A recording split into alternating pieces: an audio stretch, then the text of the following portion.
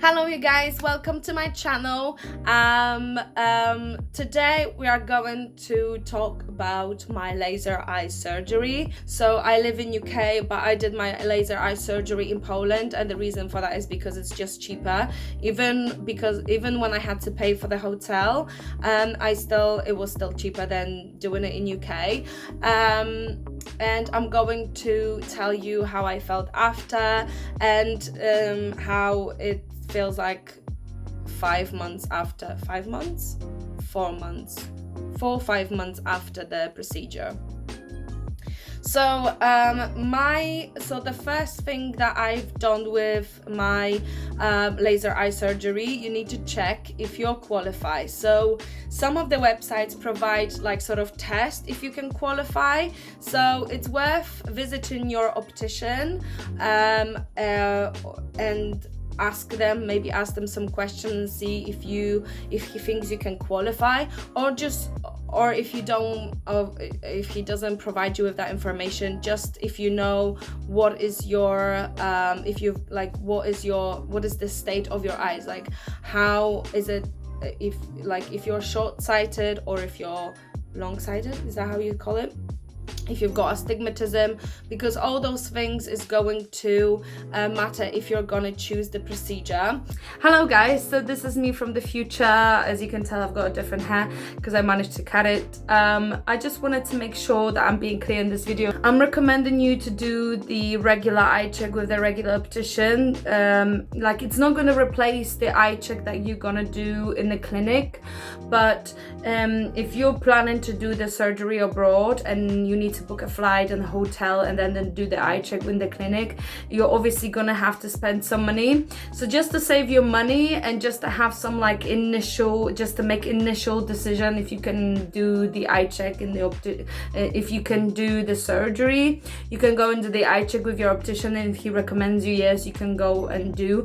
The clinic will still do the eye check because they have to do the more detailed eye check, but the more detailed eye check, even if you're planning to do it in the country that you live in, they're still going to, the eye check at the clinic is still going to be more expensive. So that's what I wanted to make clear.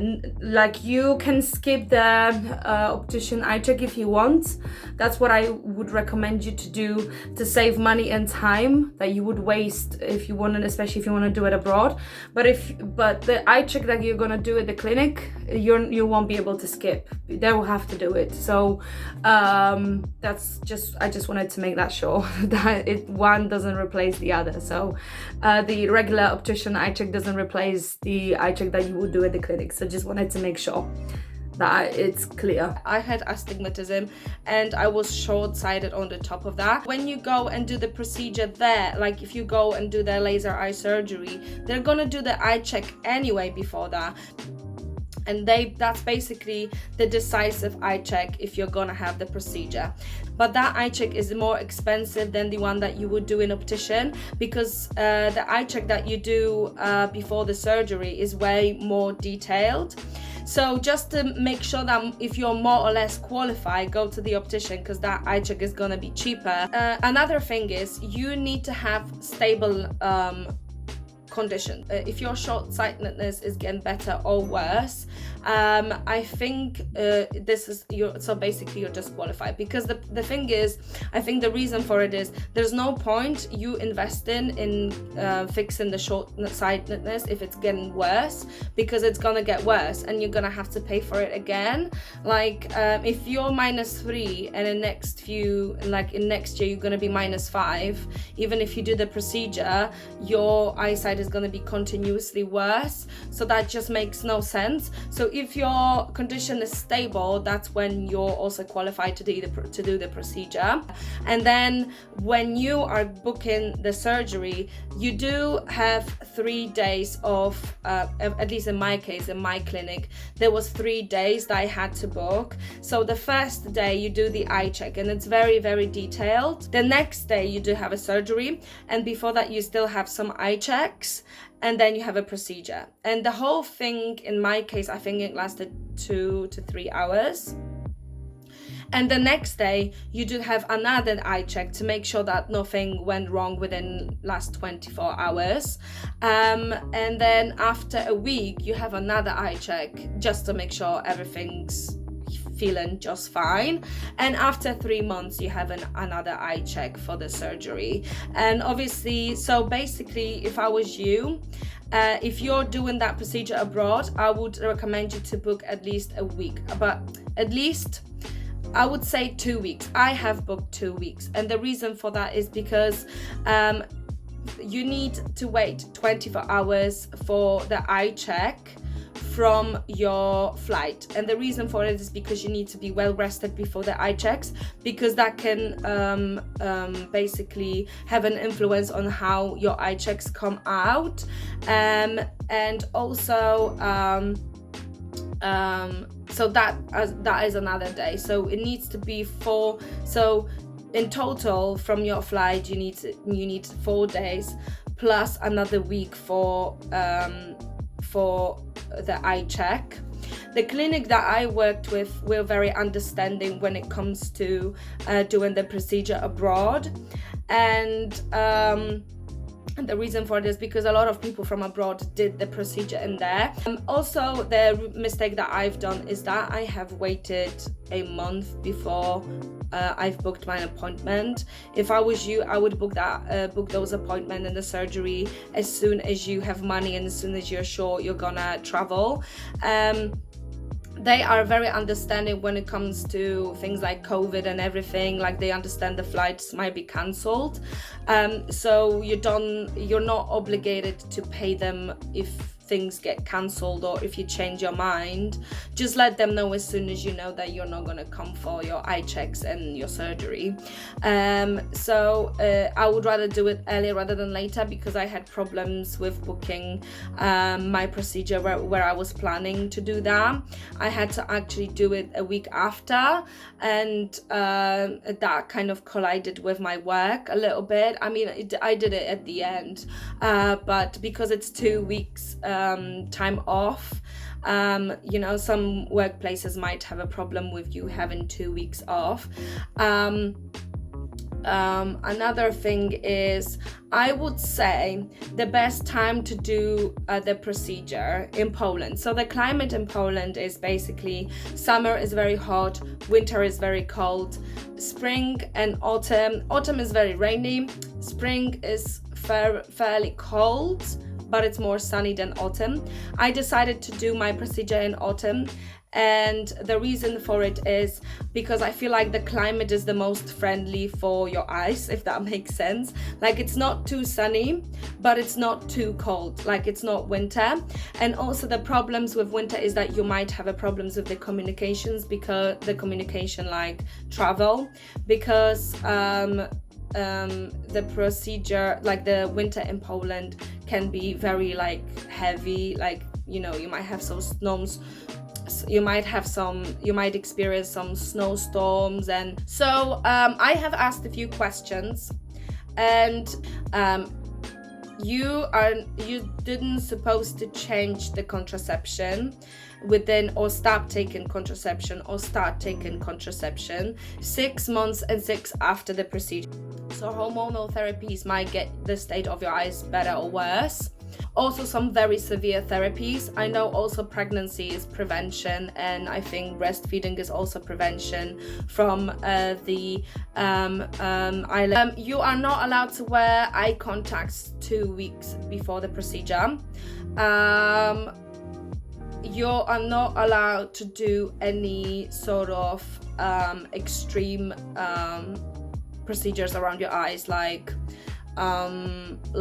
I don't know, fake eyelashes or lash extensions or LVL, something like that. I stopped doing it a month before my procedure. I think it was even earlier than that. For the people who are not having a citizenship of the country that they're gonna do that, because you might do it in Poland, but I'm sure other countries are doing the procedure as well.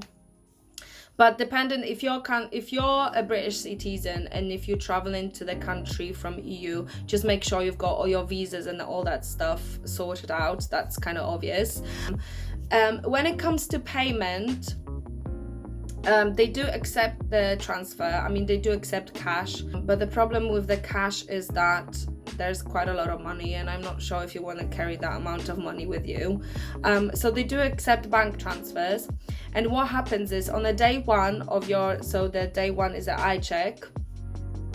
After they confirm that you qualify for the procedure, you do a bank transfer and you just send them a confirmation, like the receipt sort of thing, that the bank is at the process of transferring the money. And because sometimes, depending on the bank, especially when it's from abroad, the money transfer might take a few days. So just send them the confirmation, and if the money will reach their account, they will give you the receipt. The clinic is gonna give you the receipt. What happens with mine is the money, I did send them the confirmation, but the money didn't reach their bank account, so they gave me the receipt not on the day of the procedure, but the day after, because that's when the money arrived to their bank account. So this is the technical stuff. There was no option of paying through PayPal or Google Pay or anything like this. It needs to be an actual bank transfer. So that's the thing.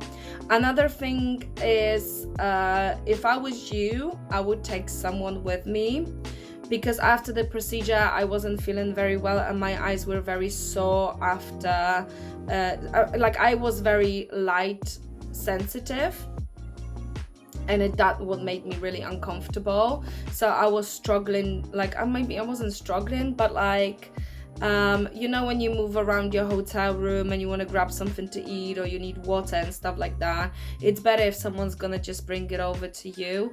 Also, if I was you, I would bring myself a pack of tissues. Thankfully, there was a big box of tissues in my hotel, because my eyes were watering like crazy. Another thing that you need to buy is painkillers. The pain wasn't horrible, but it was bad enough for me. So basically they were very sore. It was I felt like I had some eye infection or something like that. So they were very sore. So there was no other pain rather than my eyes were being very sore. And you need to buy the painkillers. I've bought paracetamol, and I think I've taken a few pills, and it was fine. And after 2 hours from the procedure, I fell asleep.